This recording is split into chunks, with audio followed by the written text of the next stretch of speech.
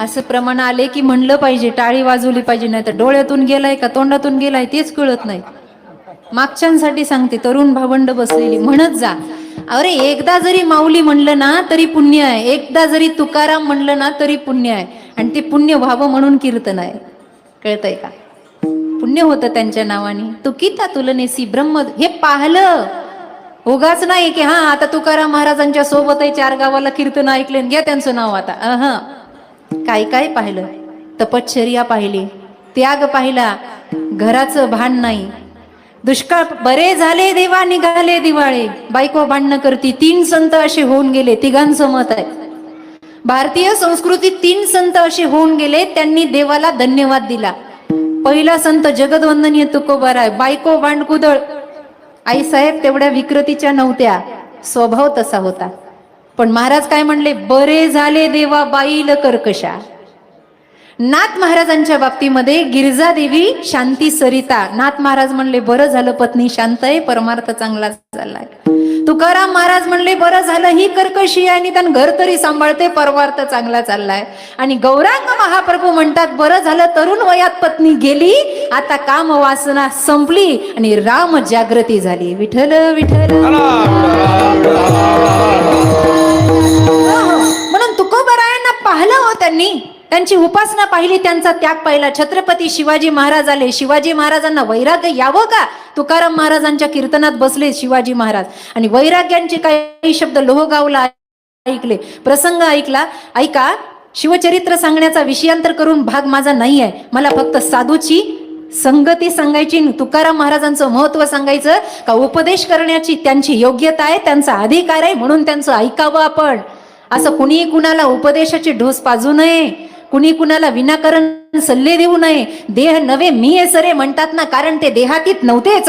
तुका विष्णू नाही दुजा, विष्णूचा अवतार आहे. काय झालं? ज्या वेळेला प्रसंग त्यांच्या समोर उभा राहिला, छत्रपती शिवाजी महाराज कीर्तन ऐकायला आले, आणि कीर्तन ऐकल्यानंतर महाराजांना वैराग्य झालं. महाराजांना वैराग्य झाल्यानंतर महाराजांनी मुकुट काढून ठेवला. मावळे आजूबाजूला उभे होते महाराजांच्या संगतीला. ऐका, लक्षपूर्वक ऐका. आणि मुकुट काढून ठेवल्यानंतर महाराज म्हणतात, तुकाराम महाराजांच्या समोर छत्रपती शिवाजी महाराजांच्या डोळ्यात पाणी आलं. महाराज कीर्तन ऐकलं आणि आता कळालं मला, देवे दिला देह भजना गोमटा. म्हणजे हे महत्व हे प्रमाण महाराजांचं नाही, पण त्यावेळेला उल्लेख त्यांनी केला, हे भजनासाठी दिलं.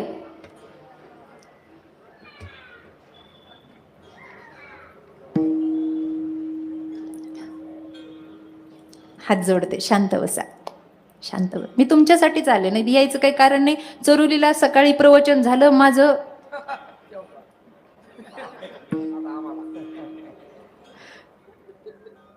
रासकरांचंच प्रवचन करून आली, माळी तिकडूनच आले. शांत बसा थोडस.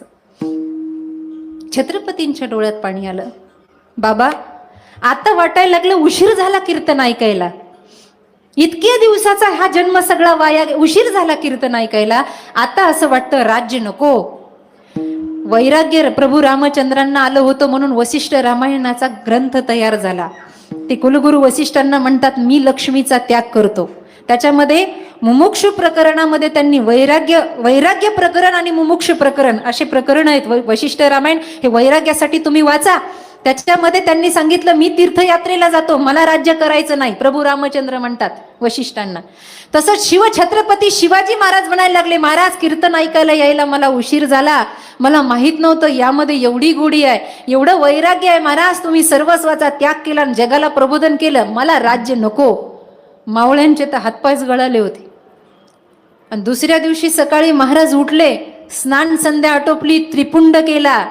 बरं का, राजानं, आपले तर हिंदू आहेत का मुसलमान आहे कळतच नाही, डोक्याला गंधच नाहीत यांच्या, का सुतक पडली त्यांना कळत नाही. लागू दे लागले तर करून करून काय करतात, दुसऱ्या वेळेस बोलवणार नाहीत, अजून काय करतात तुम्ही. त्रिपुंड लावायचे शिवाजी महाराज, तिलक करायचे, महादेवाला नमस्कार करायचे, आणि महाराजांचा आशीर्वाद घेतला. चाललो म्हटले कुठे, वनाच्या दिशेने चाललो. शिवाजी महाराजांचं चरित्र निघाले.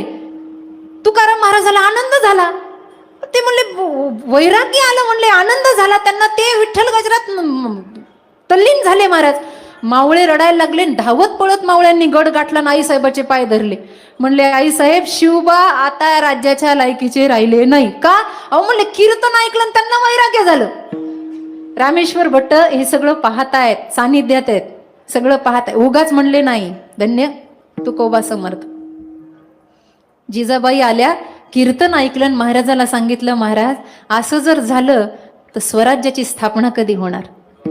शिवबांना तुमच्यामुळे वैराग्य आलं ना, शिवबाला राज्य करायलाही तुम्हीच भाग पाडताल. आणि मग ठरलं. तुकाराम महाराज म्हणले येऊ द्या उद्याच्या कीर्तनाला. दुसऱ्या दिवशी शिवाजी महाराज कीर्तनाला येऊन बसले. त्यावेळेला कर्मकांडाचा विषय तुकाराम महाराजांनी छेडला की प्रत्येकाला आपल्या धर्मानुसार, क्षत्रियाला क्षत्रिय धर्मानुसार, ब्राह्मणाला ब्रह्मकर्मानुसार आणि शूद्राला त्याच्या सगळ्या धर्माचं त्या ठिकाणी वर्णन केलं, प्रतिपादन केलं. आणि मग जेव्हा कर्मकांड वर्णन करायला लागले तेव्हा शिवबांच्या लक्षात आलं हे सगळं आपल्यासाठीच आहे. हुशार माणसाला जास्त सांगायची गरज नसती. म्हण आहे आपल्याकडं, शहाण्याला मराठवाड्यात अजून दुसरी म्हण आहे, शहाण्याला एक बात घरी गेल्यावर म्हणा. मी कशाला म्हणू इथं? ऐकलं, उठून उभा राहिले छत्रपती शिवाजी महाराज. चुकलं म्हणले माझ्याकडून. पुन्हा मुकुट धारण केला आणि गेले. मला हे सांगा, हे सगळं पाहिलं. तुकाराम महाराजांच्या आचरणात ताकद, तुकाराम महाराजांच्या वैराग्यात ताकद, तुकाराम महाराजांच्या शब्दात ताकद, तुकाराम महाराजांच्या कीर्तनात ताकद. मेलेली मुलं, तुकाराम महाराज मुलगा जिवंत झाला, ब्रह्मे आडनावाच्या व्यक्तीच्या अंगाचा महारोग गेला. हे सगळं चरित्र सगळं डोळ्यानं पाहिलं. हे सगळं पाहिलं, छळ पाहिला. शिवाजी कासाराच्या पत्नीनं हेतू साधला.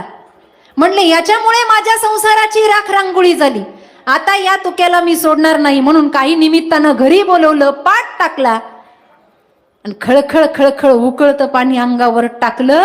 जसा चटका बसला, जळे माझी काय लागला ओलवा, जळे माझी काय लागला ओलवा, आवरे केशवा माय बाबा, आवरे केशवा माय बाबा.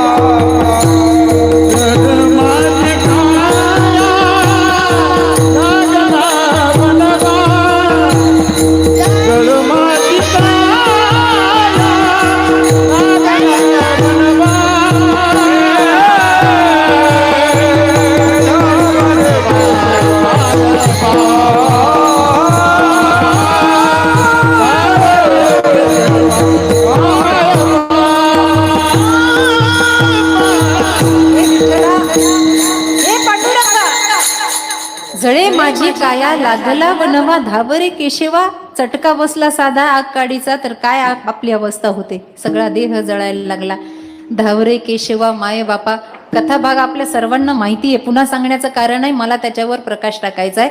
प्रकाश टाकणारे आम्ही कोण, पण संतत्वच एवढं दिव्य आहे की ते पुन्हा पुन्हा सांगावंसं वाटतं. काय झालं? परिणाम काय झाला? परिणाम झाला दाह शांत झाला, पाणी एकदम थंडगार.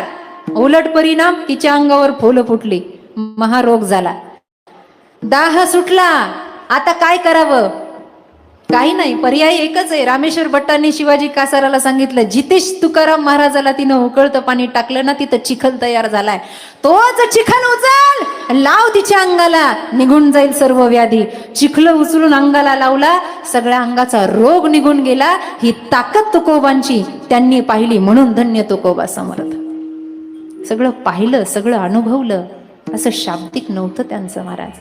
म्हणून संतत्वाची फार मोठी ख्याती, फार मोठी. गीतेमध्ये प्रत्येक अध्यायामध्ये संतत्वाचं वर्णन जर भगवान श्रीकृष्णाने केलं असेल तर निश्चितच देवत्वापेक्षा संतत्व मोठं आहे. पण संतांचं वर्णन करण्यासाठी सुद्धा शब्द अपुरे पडतात. महाराजांचं प्रमाण आहे, शाब्दिकाचे काम नाही येते. संतांचा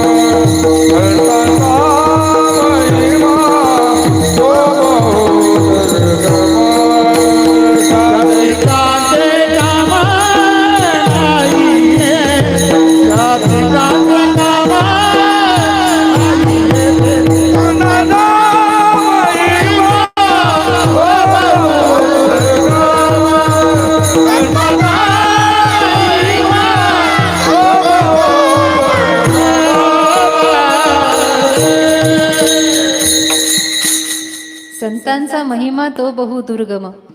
एवढं शब्दाचं काम तिथे नाही आहे आणि एवढं दिव्यत्व त्यांच्या जीवनात आहे असे तुकोबार आहे. देहाबद्दलचं वर्णन करताय. देह नव्हे मी हे सरे. अरे बाबा, हा देह आपल्याला काहीतरी कार्य करण्यासाठी मिळालाय, काहीतरी कर्म करण्यासाठी मिळालाय. त्याचा सदुपयोग करून घ्यावा, आपण उपयोग करून घ्यावा.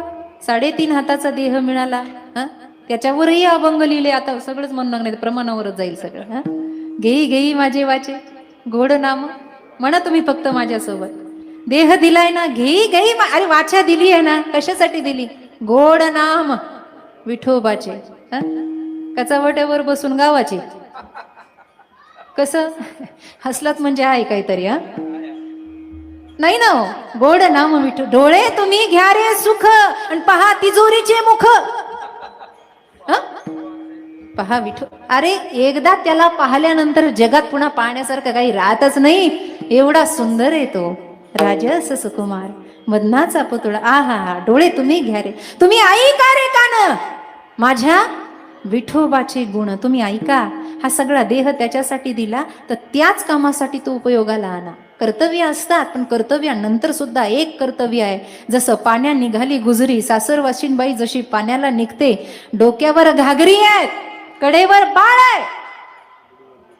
किती मोठी जबाबदारी आहे. पण ना डोक्यावरची घागर कधी पडू देते, ना कडेवरच्याला रडू देते. तसं संसार सांभाळता सांभाळता ऊर्ध्वगामी दृष्टी ठेवावी.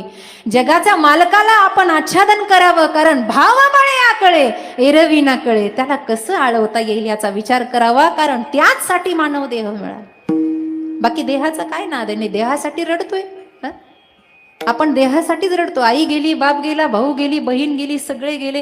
कशासाठी रडतोय? शरीरासाठी रडतो. नका ना रडू, हे शरीर जाणारच आहे. आश्रय नाश, परता नाश, स्वभाव नाश, नाशाचे प्रकार सांगितले. हे जाणारच आहे बाबा, त्याच्यासाठी रडतोय.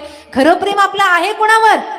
आणि मग प्रेम आहे तर सरनात उडी टाकण्याचा एखादा तरी नंबर असेल ना तुमच्याकडे, वाघोलीला तरी. आळंदीला तर नाही बाबा. एवढं प्रेम आहे, एवढा जीव आहे, मग एखाद्यानं सरनात उडी टाकली असं आहे का आपल्याकडे यादीमध्ये? रडतोय कशासाठी? रडले सगळेच हो. रडली तर तारा पण, रामायणाचा प्रसंग घ्या ना. रडली तर तारा पण, वालीची पत्नी तारा रडत रडत आली आणि देवाला न्याय मागायला लागली. पदर पसरवला, न्याय न्याय द्या तुम्ही.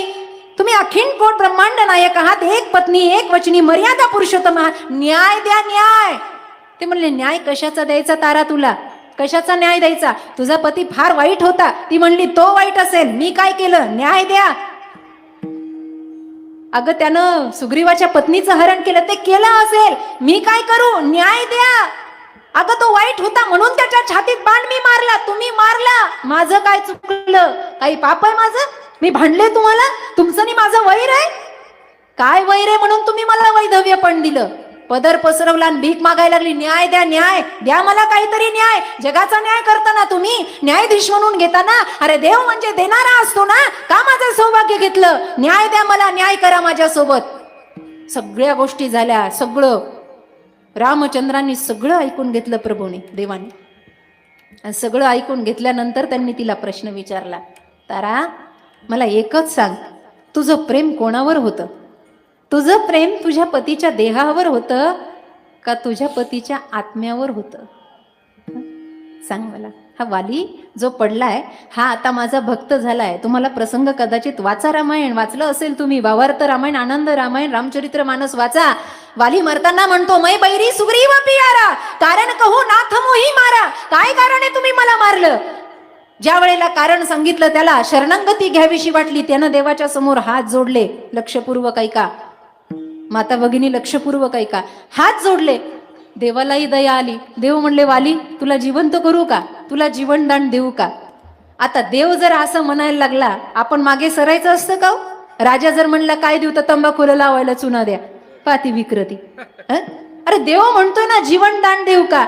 वालीनं म्हटलं, नको मला जीवनदान. तिथे लक्ष्मण आदी सर्वजण उभे होते. ते म्हणले, वेडा आहे वाली, याला मागता येत नाही, याला मागता येत नाही, याला मागता येत नाही. अरे हुशार तर वालीच होता.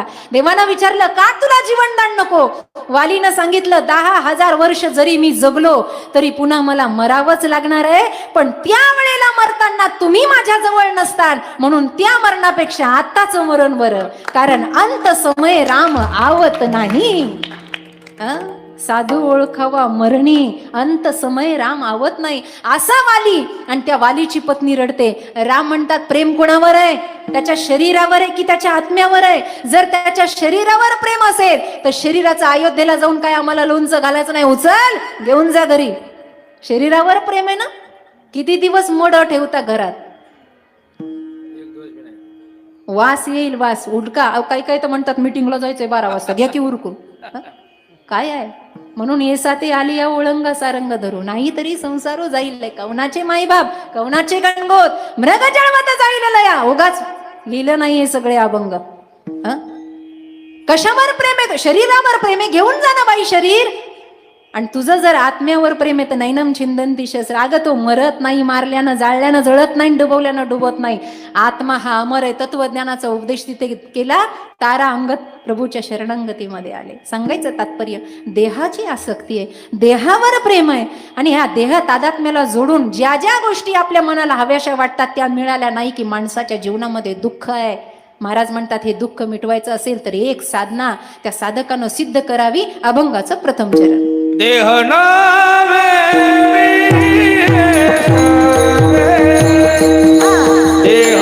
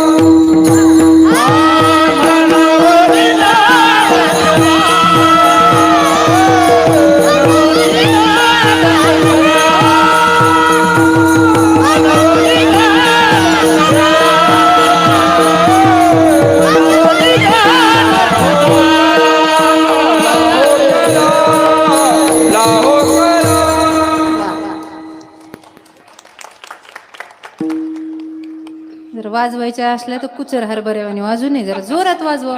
वाजवा बरं जरा, आणखी जोरात वाजवा, आणखी जोरात, आणखी जोरात.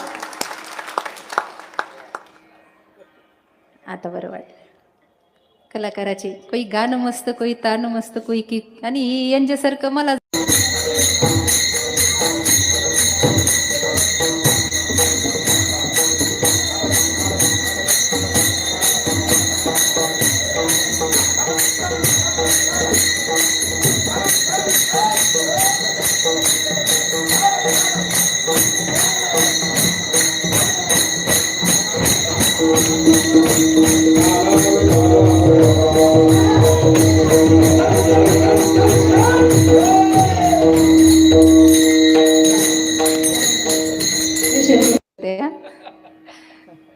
सगळी माझी भावंड गाणारी, वादन करणारे आमचे महाराज सगळे किती छान आहे. आणि हे काही काहींना सगळं जमतं का? देह तादात्म्य धरलं तर माणसाला दुःख जास्त होतं. आत्मा आणि देह या दोघांचा संबंध नाही, हे काहीतरी कार्य करण्यासाठी आले. उदाहरण सांगते, तुमच्या लक्षात येईल.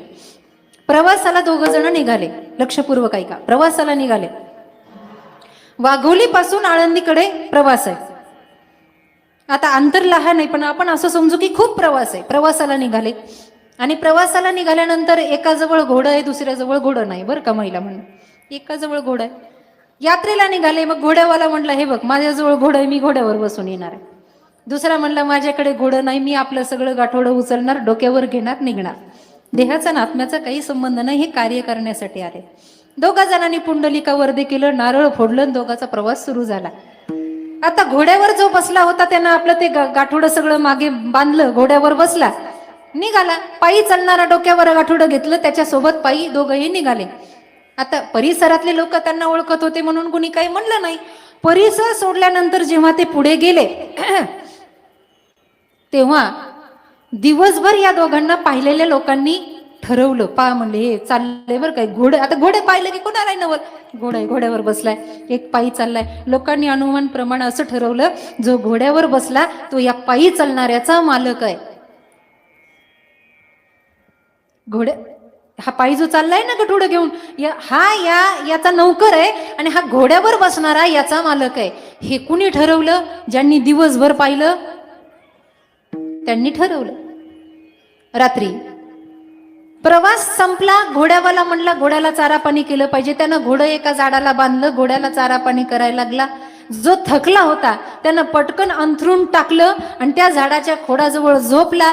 तिथून 4-5 जण चालले होते, त्यांनी या दोघाला पाहिलं आणि आता ते म्हणले, जे झोपलं ते मालक आहे, जे चारा पाणी करते ते नौकर आहे.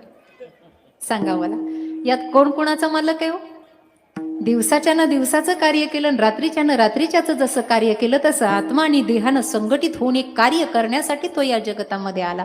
पण आपण काय केलं? देहाची आसक्ती धरली. देह माझा. कबीर महाराजांचा अभंग, इस तन धन की कोण बडाई, देखत नाही न मी मट्टी मिलाई, अपने खातिर महल बनाया और आप ही जाके जंगल सोया. इस तन धन की 3.5 काय बडाई आहे याच्यामध्ये? आता हाय काही लोकांचा आरशात पाहिल्याशिवाय दिवस जात नाही, पण उठलं की आरशात पाहणार. राजू दादा उठलं की आरशात पाहणार आणि पुन्हा म्हणणार, कामच होईना आज, कोणाचं तोंड पाहिलं कोणाच ठाऊक, येणं याच पाहिलेलं असतं. ए बायानो, ते गडबड कमी करा ग.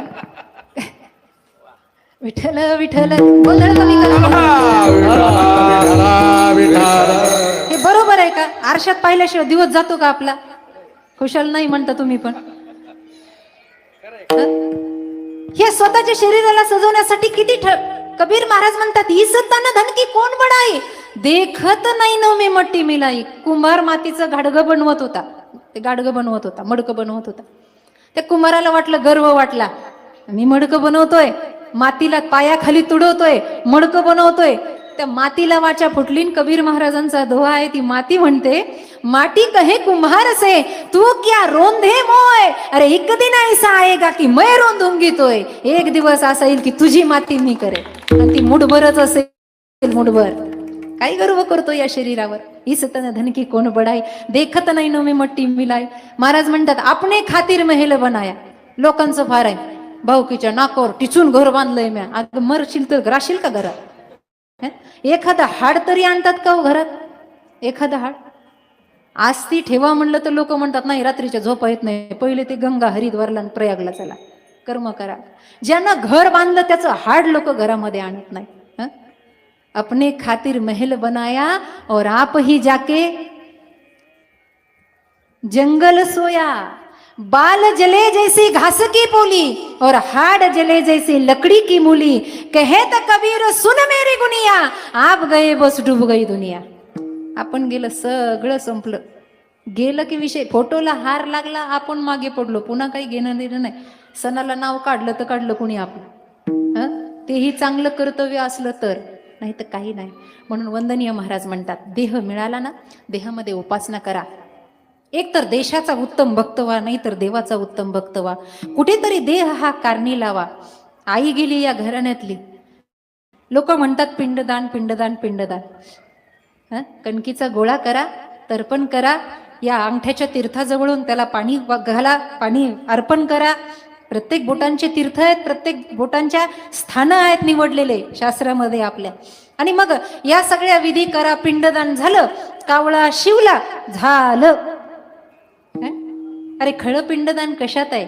आई वडिलाच्या रक्तामासापासून जे पिंड मुलाचं आणि मुलीचं बनलेलं जातं ना, हे पिंड ज्या दिवशी भगवत कार्य किंवा देशाच्या कार्याच्या कामी येईल ना, त्या दिवशी आई बापाचा उद्धार होतो, त्या दिवशी उद्धार होतो. त्यासाठीच हे कीर्तन प्रवचन असतात, बाकी काही कारण नसतं. असं जीवन आपलं वाया चाललंय, जीवन वाया चाललं, व्यर्थ चाललं. सकाळपासून संध्याकाळपर्यंत स्वतःच्या देहाचा स्वतःचा विचार करा बरं. किती फुकट वेळ घालवतो. अरे चहा पाण्याला बसलो आपण, बोलता बोलता आपल्या गप्पा साखर कारखान्यापासून पुरीच्या लग्नापर्यंत येतात. काय विषय असतो, शेंडानं बुडूक असतो का त्या विषयाला आपल्या? काही कारण नसतं बडबडीचं, पण सगळं जीवन बडबडीमध्ये जातं. महाराजांचं प्रमाण आहे, व्यर्थ गलबला काल्याचा एक अभंग आहे, हळूहळू चाला कुणी कुणाशी न. का सांगितलं हे? ज्याला पोटभर खायचं त्यानं एक तर बडबड कमी करा. म्हणून संप्रदायात एकच बोलतो सगळे ऐकतात, कळतंय का? ज्याला पोटभर खायचं त्यानं जास्त बडबड करायची नाही. एक वाक्य मनाच्या कोपीत घेऊन जा, संसारिकानं मुक व्हावं आणि साधूने बोलकं व्हावं. संसारिक मुका झाला आणि साधू बोलला की माय ज्ञानेश्वरीचं दर्शन घडत असतं, तुकाराम गाथा घडत असते. संसारिकानं फार बोलू नाही हो, फार बोलू नाही. कारण संसारिकाचे अनुभव काही कामाचे नसतात. अशाच खाय कुटकेंचे ले उठके, काही अनुभव कामाचे नाही. साधूचे अनुभव कामाचे असतात, त्याच्यावरही प्रमाण आहे. बेजार आहे, कुंभमेळा आला बघा, करा विचार. प्रमाण आहे ना त्याच्यावर. महाराज म्हणतात साधूचा अनुभव जीवनामध्ये घेतला पाहिजे. अनुभव आले अंगा ते या जगा देत असे, किंवा तुका म्हणे साक्षी आले तेरीही केले प्रगट. हा अनुभव, संसारिकाचा अनुभव काही कामाचा नाही. मला आता थोडंसं विषयांतर होईल, पण लय चेहरे पडले तुमचे, विनोद नाही त्याच्यामुळे थोडंसं आपलं बोलते. लहानपणी ऐकलं होतं, कुत्रं मागं लागल्यावर पळायचं नाही. बाया बसलेल्या गल्लीमध्ये कुत्रं मागं लागलं का पळू नाही म्हणते. मला जीवनात मैत्रीण नाही, आजही मला मैत्रीण नाही. माझ्या फार तर फार जुन्या बायांमध्ये बसायला मला आवडतं, नाही तर मग लहान लेकरांमध्ये. मैत्रीण मी जीवनात कधी केली नाही, करायची नाही. जुन्या बायांच्या गप्पा आपले बसलं की ते ही गोष्ट सांग, ती गोष्ट सांग, ती गोष्ट सांग, ती गोष्ट सांग. सांगता सांगता सांगता एक आजी म्हणली, मी म्हणलं अगं आजी, म्हणलं मी जास्वंदाची फुलं आणायला गेलते. म्हणले कशाला? म्हणले केसाला लावायला. मला मोठ्या केसांची फार हौस.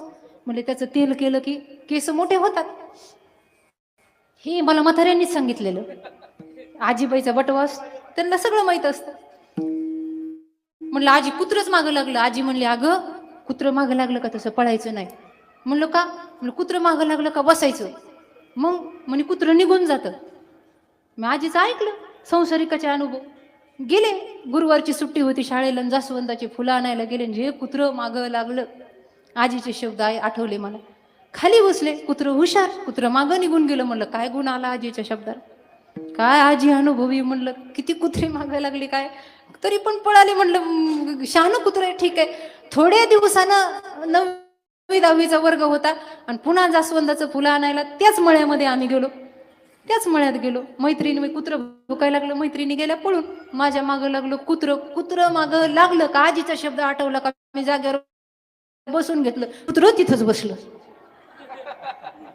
मी उठले की कुत्रं उठत जाईन, मी बसले की कुत्रं बसत जाईल. 2 तास खेळ चालू होता. असं वाटलं घरी जाऊन म्हातारीचा गळा कधी दाबीन मी.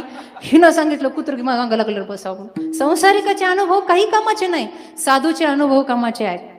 साधूंच्या गोष्टी, साधूची संगत कामाची आहे. तुकोबाराय आदी करून संत उपदेशपर अभंगात हेच सांगतात, काही नाही देहाची आसक्ती करू नका. देहाचा सदसद विवेक बुद्धीनं त्याचा सदुपयोग करा. आणि जर ज्या वेळेला देहाची आसक्ती संपेल त्यावेळेला उरला उरे विठ्ठल, विठ्ठलाशिवाय खाली काहीही उरत नाही. पण हे एवढं म्हणणं जेवढं सोपं आहे, जेवढं गाथ्यात वाचणं सोपं आहे, तेवढं कृतीमध्ये आणणं अवघड आहे. मग त्या आणण्यासाठी काय करावं? अभंगाचं दुसरं चरण, मनवणी लाभ करा